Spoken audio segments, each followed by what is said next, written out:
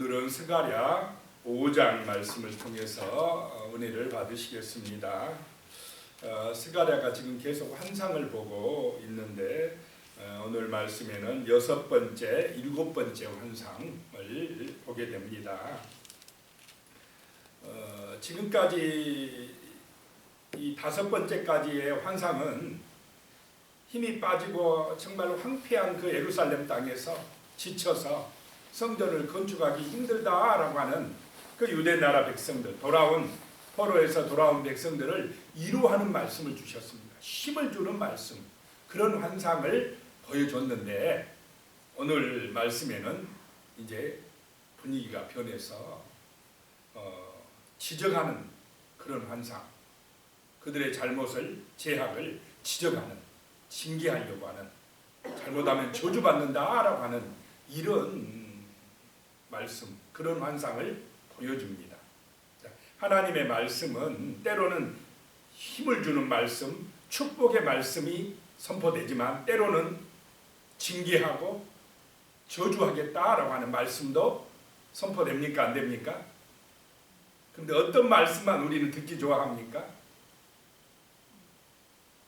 주로 성경에 줄을 치는 말씀들은 축복의 말씀입니까? 저주의 말씀입니까?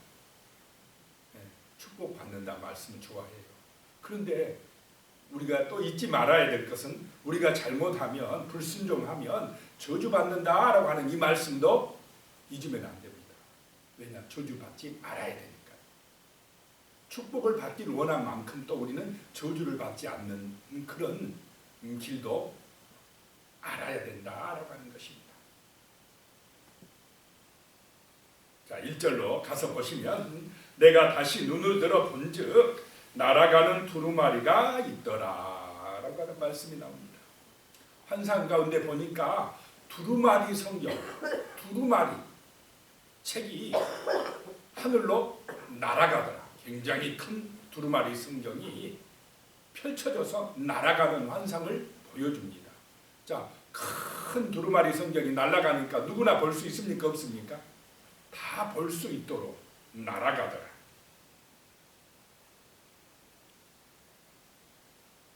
자, 2절에 보니까요. 그가 내게 묻되, 천사가 내게 묻되 내가 무엇을 보느냐 하기로 내가 대답하되 날아가는 두루마리를 보나이다. 그 길이가 20규빗이요 너비가 10규빗이니이다. 한 규빗이 한 45cm, 어깨에서 손끝까지 정도 되니까 약 45cm.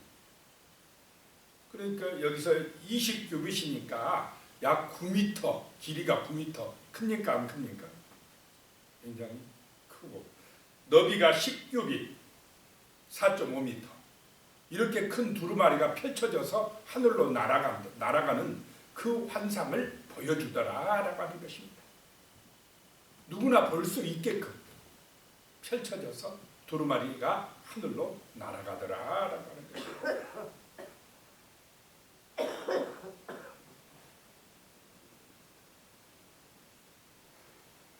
그것을 확실하게 묻습니다. 내가 무엇을 보느냐? 날아가는 두루마리를 보나이다. 3절에 보니까요. 그가 내게 이르되 이는 온 땅 위에 내리는 저주라 라고 말합니다. 도둑질하는 자는 그 이쪽 글대로 끊어지고 맹세하는 자는 그 저쪽 글대로 끊어지리라 하니 그랬습니다. 그 말씀이 저주의 말씀이랍니다. 이는 온 땅에 내리는 저주라라고 하는 것입니다. 자, 하나님의 말씀이 정말 때로는 축복의 말씀이 되지만 때로는 이렇게 저주의 말씀이 된다라고 하는 것입니다. 그래서 우리에게 저주가 임하지 않도록 우리는 저주받을 일들을 하지 말아야 될 줄로 믿습니다. 축복받을 일을 하는 것도 중요하지만 저주받을 일을 안 하는 것도 중요하다라고 하는 것입니다. 그러려면 어떻게 하면 저주받는다라고 하는 말씀을 알아야 됩니까? 몰라야 됩니까? 알아야 돼요. 축복받을 그런 말씀만 읽을 게 아니라 때로는 이러면 징계를 받구나, 이러면 멸망당하구나, 이러면 저주받는구나, 이런 말씀도 알아야 된다는 것입니다.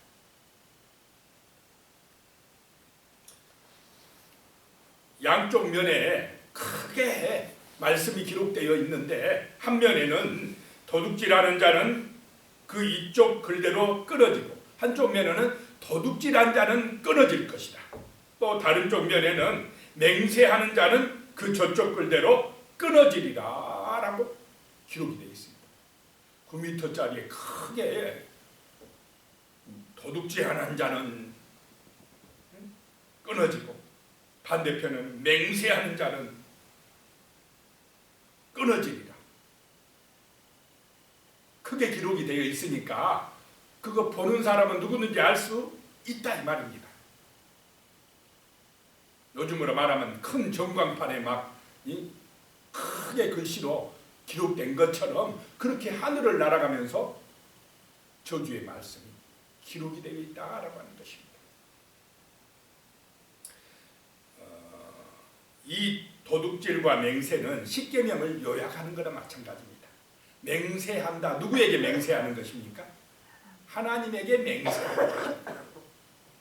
하나님에게 그들은 돌아오면서 하나님의 성전을 건축하겠다 약속을 하고 돌아왔습니다. 또 십계명의 말씀 1계명에서 4계명까지를 의미합니다. 이 맹세한다는 것은 하나님 앞에 서야겠다라고 하는 것입니다. 십계명에 보면 1계명은 너는 나 이외에 다른 신을 내게 두지 말라. 자, 이스라엘 이 백성들은 우상 숭배하면 됩니까? 안 됩니까? 안 돼요. 다른 신을 두면 안 되고 2계명에 우상 숭배하면 안 되고 또 3계명에 하나님의 이름을 망령되이 부르면 안 됩니다. 안식일을 거룩히 지켜야 됩니다. 그렇게 맹세한 사람들입니다. 십계명을 지키기로 하나님에 대해서 하나님 사랑하기로 맹세한 사람들인데 그 맹세가 안 지켜지면 그들에게 뭐가 임한다요? 저주가 임한다. 말씀에 순종하지 않으면 저주가 임한다라고 하는 것입니다. 그런데 이들이 잘 지켰습니까? 하나님 앞에 맹세를 잘 지켰습니까? 잘 안 지키면 끊어지리라 라고 하는 저주의 말씀이 한쪽 면에 이렇게 기록이 되어 있습니다. 또 한쪽 면에는 도둑질하는 자라고 나오는데 도둑질은 누구에 대해서 도둑질합니까? 물론 하나님의 것도 도둑질할 수 있지만 이것은 주로 이제 사람에 대해서 죄지을 때 십계명으로 말하면 5계명부터 10계명까지를 의미합니다. 부모를 공경하지 않으면 그것도 도둑질이라는 것입니다. 우리 인간은 부모를 공경할 때에 하나님의 은혜와 복을 넘치게 받을 줄로 믿습니다. 말씀대로. 살인하는 것, 남의 생명 뺏는 것, 이거 도둑질이라는 것입니다. 간음하는 것, 이거 도둑질이라는 것입니다. 남의 아내를 빼앗는 것입니다.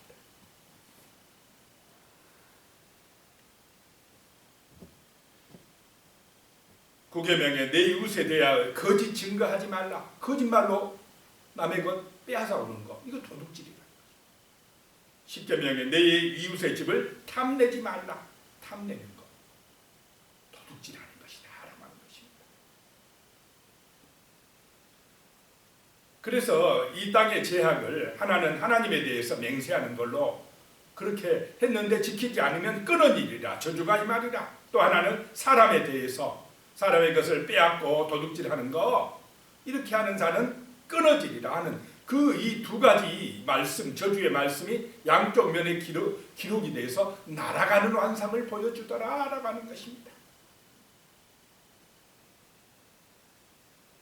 4절 말씀에 보면요, 만군의 여호와께서 이르시되 내가 이것을 보냈나니 도둑의 집에도 들어가며 내 이름을 가리켜 망령되이 맹세하는 자의 집에도 들어가서 그의 집에 머무르며 그 집을 나무와 돌과 아울러 사르리라 하셨느니라 하니라.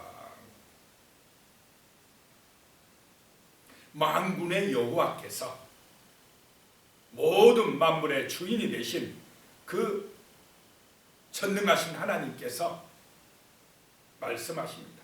이 저주의 말씀을 내가 보냈다라고 하는 것입니다. 누구 집에 이 말씀을 보냈느냐? 도둑의 집에 보냈고 망령되이 맹세하는 집에 보냈다라고 하는 것입니다. 정말 우리는 함부로 하나님에 대해서 맹세를 하고 함부로 서약하고 함부로 또 말하고 그것은 저주를 불러오는 것인 줄로 믿으시기 바랍니다. 정말 조심해야 된다는 것입니다. 하나님에 대해서 함부로 맹세하고 지키지 않는 것, 이건 죄다. 그들이 아무리 잘한다고 그래도 성전을 짓다가 말아버리고 분명히 믿음으로 짓겠다고 해놓고는 자기들 집은 막 짓기에 바쁘면서 하나님의 성전은 16년째 버려두고 우리 시간도 없고 형편도 안 되고 이러고 있다는 것입니다. 하나님과 약속을 어겨버렸다라고 하는 것입니다. 너희 그렇게 하면 저주가 임하리라 라고 하는 것입니다.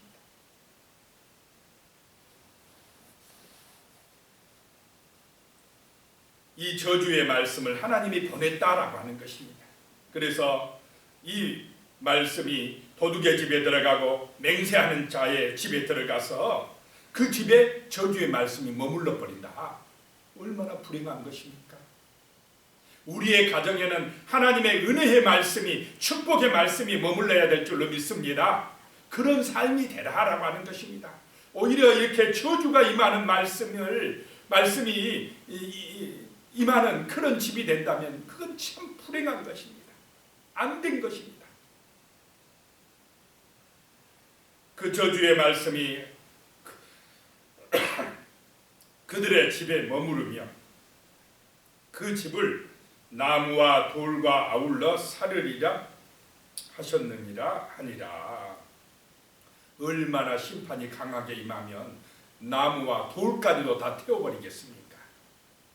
하나님의 저주가 임하지 않도록 우리는 정말로 하나님 앞에서 온전해야 될 줄로 믿습니다. 또 사람들 앞에서 진실하고 성실하고 정말 아름다운 사랑의 삶을 살아가시기를 축복합니다.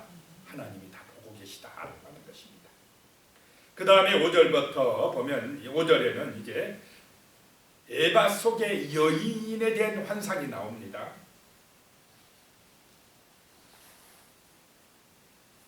일곱 번째 환상입니다. 5절에요. 내게 말하던 천사가 나와서 내게 이르되 너는 눈을 들어 나오는 이것이 무엇인가 보라 하기로. 6절에요. 내가 묻되 이것이 무엇입니까 하니 그가 이르되 나오는 이것이 에바이니라 하시고 또 이르되 온 땅에 그들의 모양이 이러하니라. 온 땅에서 그들의 모양이 이러하니라. 에바라고 하는 것은 곡식을 대는 그릇입니다. 우리로 말하면 그 한 말 두 말 이렇게 되는 단이 있지 않습니까? 이 한 에바는 약 22리터 곡식이 담기는 그릇입니다. 그 에바가 보이는데 그 에바 한 가운데 한 여인이 앉았더라라고 하는 것입니다. 이 여인은 아세라상 같은 여자 신상입니다. 신상, 여신. 성경의 요한계시록 같은 데는 음란한 여인으로 나옵니다. 많은 사람들을 유혹해서 죄악 가운데 빠지게 하고 우상에 빠지게 하고 하나님을 떠나게 하는 그런 여인이 앉아있더라라고 하는 것입니다. 보니까 그 여인이 앉았다가 그 뚜껑을 둥근 납 한 조각, 뚜껑이 납으로 되어 있는데 그걸 열고 나오려고 한다는 것입니다.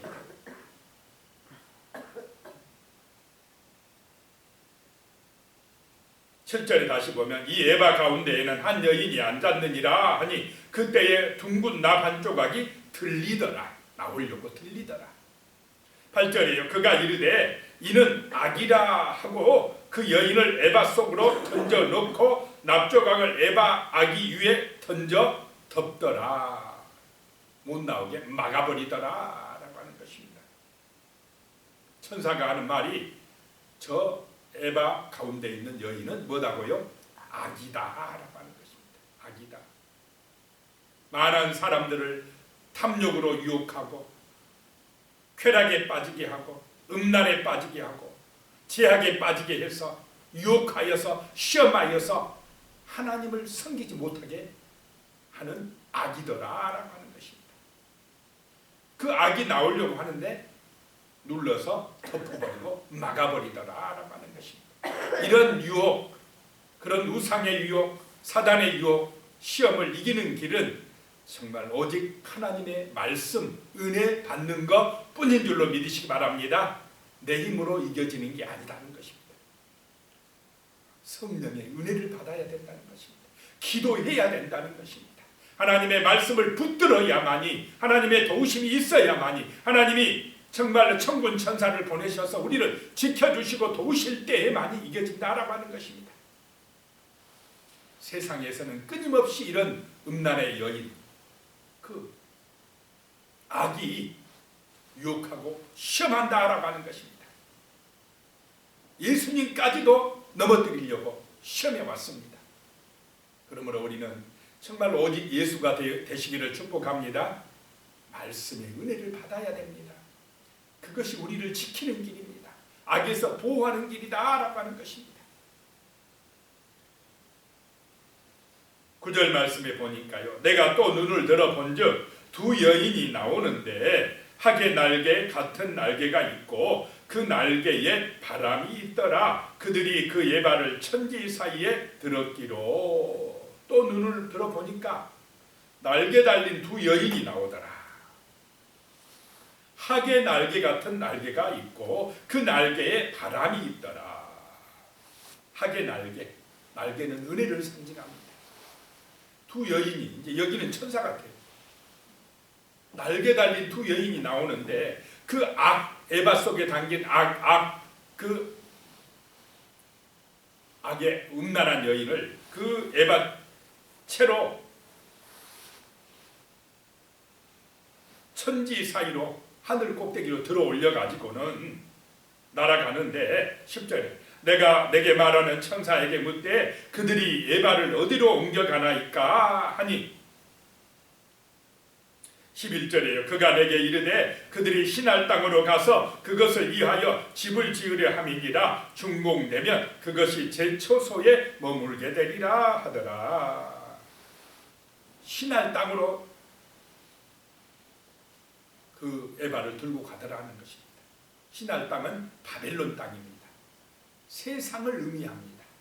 악은 어디서 존재하느냐? 하나님 없는 세상 가운데 악이 있다라고 하는 것입니다. 하나님께서 그 예루살렘에 있는 악을 하나님이 들어다가 그 세상 한가운데 바벨론 땅에 던져버리더라라고 하는 것입니다. 거기서 처소를 만들고 가둬버리더라라고 하는 말씀입니다. 자, 우리는 저 세상을 따라가는 것이 아니라 악이 숭배되는 그 음란한 여인이 지배하는 사단이 역사하는 세상을 따라가지 말고 하나님의 말씀을 따름으로 저주가 아니라 축복을 받는 은혜가 임하시기를 소망합니다. 저주냐 축복이냐 두 길이 있습니다. 정말 우리는 하나님의 말씀을 따름으로 그 음란한 여인이 유혹하는 그 죄악의 길, 악의 길을 가지 말고 멸망의 길을 가지 말고 생명의 길, 축복의 길을 가야 될 줄로 믿습니다. 오늘 말씀을 기억하면서 정말 우리가 우리 앞에 있는 축복과 저주의 길에서 정말 우리는 저주받지 않는 그런 은혜의 삶, 축복의 삶이 되게 해달라고, 우리의 삶이 죄악 가운데 빠지지 말게 해달라고, 유혹과 시험에 넘어가지 않게 해달라고 같이 기도하겠습니다. 살아계신 하나님 아버지, 스가랴 선지자를 통하여서 정말 하나님께서 보여주시는 환상, 그 의미를 우리가 깨닫게 하여 주시옵소서. 하나님의 말씀 안에는 축복의 말씀도 있지만은 저주의 말씀도 많이 있습니다. 하나님 아버지여, 정말 우리가 축복받기를 간절히 원하는 것처럼 또 저주의 말씀을 통해서 저주받지 않는 그런 우리의 삶이 되어질 수 있도록 도와주시옵소서. 하나님 앞에 맹세해놓고 정말로 그 맹세를 망령되이 여기면서 함부로 생각하여 쉽게 하나님 어기는 그런 삶을 살아가지 아니하도록 도와주시옵소서. 하나님 앞에 맹세한 것 그 말씀대로 정말로 우리가 순종하며 살아감으로 축복의 길을 갈 수 있게 하여 주시고, 또 우리의 삶이 도둑질하는 삶이 되지 아니하게 하여 주시옵소서. 하나님의 것이나 사람의 것이나 그 정말 거짓말하면서 남의 것을 빼앗고 도둑질하는 그런 탐욕의 마음에 삶에 탐욕의 삶에 물들지 말게 하여 주시옵소서. 정말 우리가 하나님의 말씀대로 하나님을 사랑하고 또 이웃을 내 몸과 같이 사랑하는 그런 아름다운 삶이 되어 하나님의 은혜 가운데 머물게 하시며 하나님의 축복 가운데 머물 수 있도록 도와주시옵소서. 하나님 아버지, 이 땅에 있는 그 아버지 악한 우상 음란한 여인의 유혹과 시험에 빠지지 않도록 도와주시옵소서. 우리의 삶이 제약에 빠져서 유혹당하여 시험당하여 어리석게도 세상의 길 악의 길로 가지 않도록 도와주시고 온전히 은혜받아 정말로 아버지 하나님 예수를 본받는 그런 아름답고 겸손하고 진실하고 하나님 보시기에 합당한 은혜의 삶을 살아갈 수 있도록 도와주시옵소서. 예수님의 이름으로 간절히 기도드리오며 이제는 우리 주 예수 그리스도의 은혜와 하나님 아버지의 무한하신 사랑과 성령님의 교통하시고 함께하시고 도우시는 놀라운 은혜가 진실로 하나님의 은혜의 말씀에 순종함으로 아버지의 놀라운 축복을 받는 우리 성도님들의 가정과 또 자녀손들과 모든 삶이 될 수 있도록 주 예수님의 은혜로 간절히 축원하옵나이다. 아멘.